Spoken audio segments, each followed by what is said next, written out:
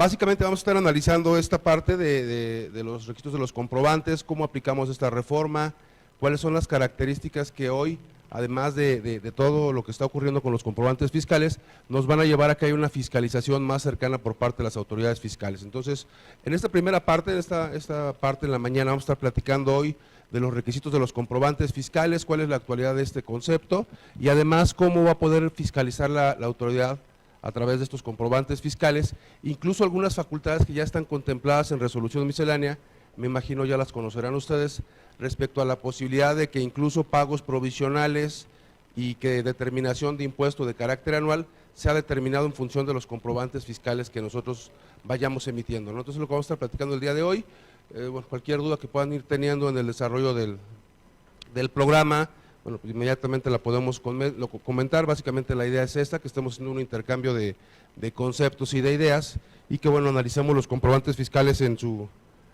total contexto. Entonces, la primera parte, bueno, hablar un poco de antecedentes de los comprobantes fiscales. Saben ustedes que hoy la comprobación fiscal es un concepto que ha ido evolucionando a través del tiempo, desde que originalmente nosotros hacíamos la deducción a través de los comprobantes fiscales en papel que conocíamos, evolucionamos a conceptos digitales, en primera instancia por una necesidad de generar un comercio más acertado, más certero, más ágil, y posteriormente por una necesidad de orden fiscal. La autoridad primero emitió generó la posibilidad de hacer estos comprobantes fiscales, a los cuales conocíamos como CFD, recordarán ustedes el CFD, con las características que eran muy similares a la facturación en papel. Le pedíamos una autorización al SAT, nos daban nuestros folios y mensualmente le reportábamos que estábamos expidiendo de comprobantes. Con esa parte que no le gustaba a la autoridad, en el sentido de que esos comprobantes fiscales finalmente eran susceptibles de modificarse, de alterarse, de irse guardando folios como pasaba con los comprobantes en papel, y bueno, se evolucionó a este nuevo esquema que son los CFDIs, que es un medio de comprobación, que básicamente o fundamentalmente lo tenemos ya totalmente pleno para todos los contribuyentes a partir de 2014, bueno, pues a lo mejor se tardó mucho, se tardó poco, desde 2004 comenzó a evolucionar el esquema, pero finalmente tenemos este esquema de comprobación, que además, habría que decirlo, llegamos muy tarde a él, ¿no? Llegamos muy tarde en el sentido de que hay muchos países que ya tenían este esquema de comprobación mucho antes de que lo tuviéramos en México, y además sorprendente que países como El Salvador, Nicaragua, Guatemala, son países que estuvieron en esto de la comprobación fiscal antes que nosotros. Entonces, esto que estamos haciendo hoy no es sino algo que ya tenía que hacerse porque en todo el mundo se está haciendo, y bueno, finalmente llegamos a este concepto. ¿Qué objetivos tiene la comprobación fiscal fiscal lo que plantean las autoridades fiscales? Tiene evidentemente un fin recaudatorio, entonces tiende a evitar la evasión fiscal, es uno de los principales objetivos, porque hoy bajo este esquema de comprobación fiscal, inmediatamente la autoridad sabe cuando yo expido un comprobante, cuando el otro lo recibe, incluso en ese proceso evolutivo que están teniendo los comprobantes fiscales y los medios digitales. La siguiente parte que está diciendo la autoridad que va a generar, lo vamos a ver, ya está incluso dentro de los complementos, es que pueda vincular el comprobante fiscal con otro XML que va a ser el comprobante del pago. XML para los SPACE, XML para las transferencias, XML que pueda vincular un concepto de pago con un concepto de comprobante fiscal, de tal manera que en algún momento la autoridad tenga inmediatamente la información absoluta de todo lo que hacen los contribuyentes, digo, complementado además con la contabilidad, complementado con declaraciones de terceros y muchos medios a los cuales se está acercando cada día más la autoridad. Otro es la protección al medio ambiente, así se planteaba de origen este esquema de comprobación. O sea, oye, la idea es que ya no generes comprobantes en papel, porque cuando generas comprobantes en papel, ¿se acuerdan? Teníamos nuestra copia blanca, la amarilla, la verde, la rosa, la roja, para facturación, para el cliente, para nosotros, para contabilidad. Entonces tienes que generar mucho papel, y ese papel afecta al medio ambiente porque, bueno, pues el papel deriva de los árboles y todo el concepto. Pero finalmente, bueno, hoy en la práctica todavía no se cubre esa necesidad de evitar que se genere todo en papel, porque, bueno, pues hay mucha gente que sigue imprimiendo su comprobante, ¿no? Igual lo sigue imprimiendo para contabilidad, lo sigue imprimiendo para facturación, y hay quien ya efectivamente está inmerso en todo el proceso y todo es digital, ¿no? Entonces ahí nos evitamos este tipo de conceptos. O sea, además, cuando tú haces uso de los esquemas de carácter digital, una de las ventajas que tienes más claras es que todos los procesos administrativos se facilitan.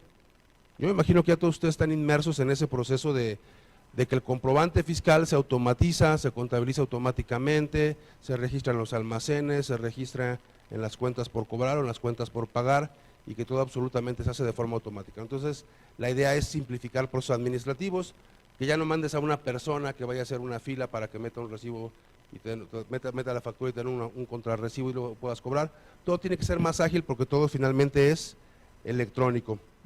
Entonces, además, todos estos procesos finalmente van a asegurar que todo sea confidencial, incluso la información con la autoridad, aunque bueno, esto tiene sus serias controversias, porque no sabemos si efectivamente toda esta información está debidamente resguardada, como dice el SAT. Ya sabemos que a veces la información gubernamental, bueno, pues dista mucho de realmente estar debidamente resguardada, ¿no? O sea, no hay posibilidad de falsificación. Todo comprobante fiscal es un vínculo entre el que emite el comprobante, el que lo recibe. Difícilmente se pueden falsificar comprobantes, aunque bueno, sabemos que siempre hay formas de hacer las cosas, pero bueno, se trata de evitar este concepto y hay mayor eficiencia en toda la gestión.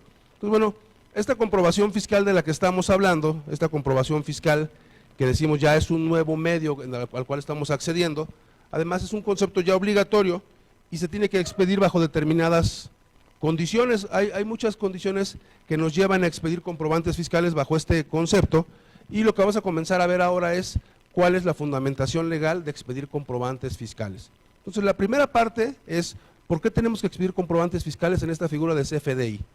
Entonces, la primera referencia es el artículo 29 del Código Fiscal de la Federación, que tuvo su última reforma para el Código de 2014. En 2014 fue la última modificación que se sufrió, y es la que da origen a que tengamos que expedir los comprobantes en esta mecánica. Entonces, el artículo 29 dice que cuando un contribuyente tenga obligación de expedir comprobantes fiscales, ¿dónde se me obliga a expedir comprobantes fiscales? No es en el Código Fiscal de la Federación, es en leyes específicas donde se me obliga a expedir comprobantes fiscales digitales por internet.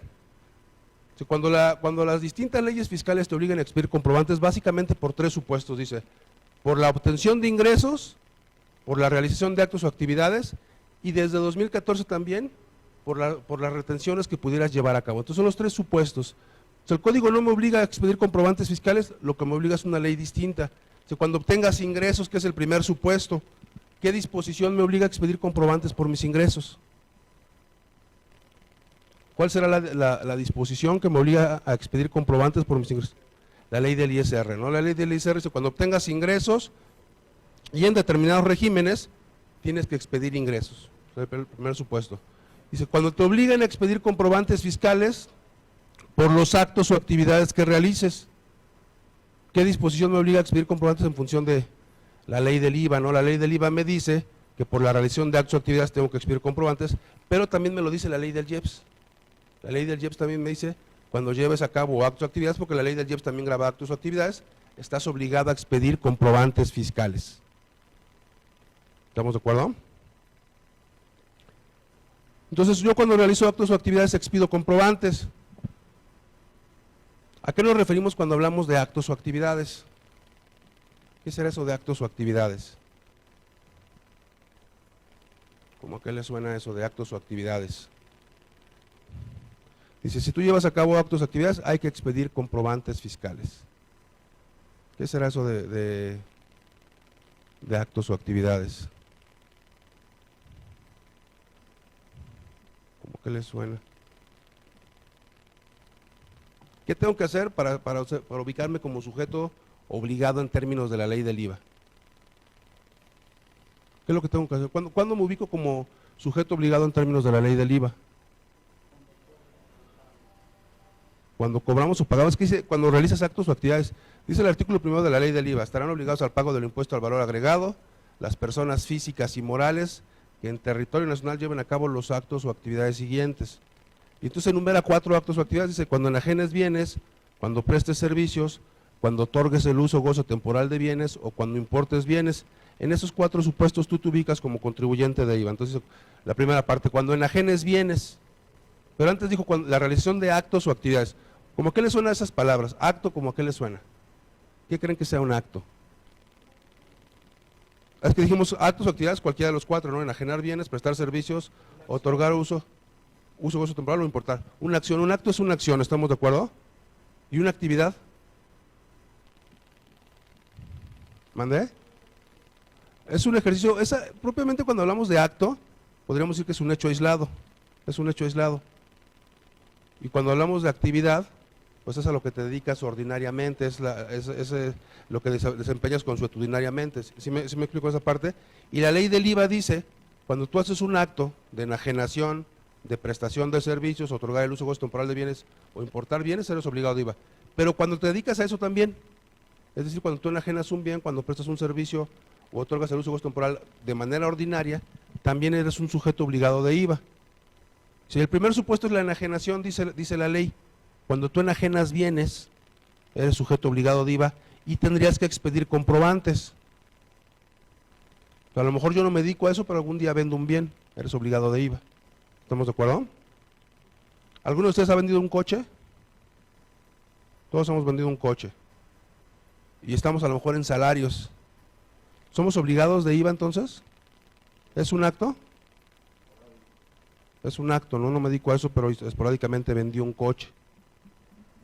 Sí, y cae en los supuestos sí porque enajenaste un bien. ¿Y qué es enajenar un bien? Y entonces dice el artículo 14, fracción primera del código, que enajenar un bien es el primer supuesto y es el general. Se refiere al hecho de que transmitiste la propiedad del mismo. Yo transmití la propiedad del auto, entonces lo enajené, y entonces en primera instancia podríamos decir, soy sujeto obligado de IVA. ¿Estamos de acuerdo? Y entonces tengo que expedir un comprobante. Ustedes hoy venden un auto, están en régimen de salarios, ¿tienen que expedir un comprobante por ello? ¿Por qué no?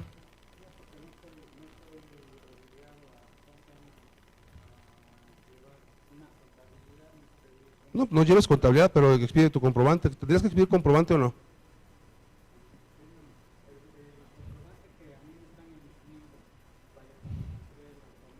Ajá. Sí, nada más que, verdaderamente, hoy por eso el tema, ¿no? Hoy acuérdate que cuando tú vas y compras tu automóvil, te van a expedir un comprobante, sí, CFDI. ¿Cómo endosamos el CFDI? Porque yo creo que por delante y por detrás se ve igual el CFDI, porque es un XML, ¿estamos de acuerdo? ¿Qué endosamos? Porque si efectivamente me dan una representación impresa del CFDI, me dan un PDF impreso, si quieres me lo dan en papel seguridad, pero con ese puedo transmitir la propiedad porque es un papel impreso. O sea, y el que tiene valor realmente es el XML. Porque ¿cuántos impresos podemos hacer? Podemos hacer 100, o podemos hacer 200, o podemos 1, 2. Entonces, ¿cuántas veces puedo? Esto ya no lo puedo voltear y endosar, ¿estamos de acuerdo? ¿Y causo IVA en esa operación? Yo que estoy en el régimen de salarios y vendo un automóvil, ¿tengo que expedir comprobante? Bueno, pues yo te estoy diciendo que sí, pero ustedes a lo mejor te dicen que no.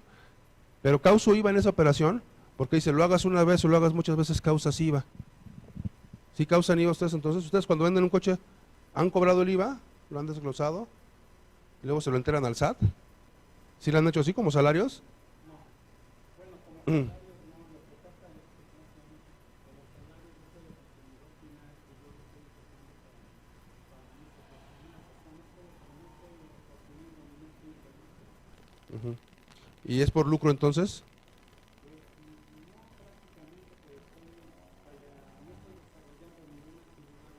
No, pero está haciendo actos. Es que acuérdate que dijimos el primer supuesto es que tú realices actos o actividades, lo hagas una vez o te dediques a ello. Si tú enajenas un bien estás grabado con IVA. A lo mejor en el caso de los automóviles podríamos encontrar una salida, porque dice el artículo 9 de la ley del IVA, no se pagará el impuesto al valor agregado por la realización de las siguientes actividades, por la enajenación de los siguientes bienes, y me dice la fracción 4, la enajenación de bienes muebles usados, siempre y cuando quien lo enajene no sea una empresa.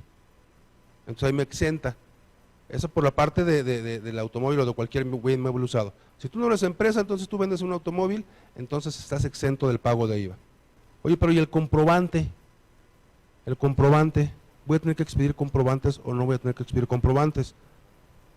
Porque aquí dice que cuando tú estés obligado en términos de alguna de estas leyes tendrás que expedir un comprobante. Bueno, aquí el tratamiento va a ser un tratamiento muy particular, pero sí efectivamente yo voy a tener que expedir un comprobante por esa enajenación de bienes.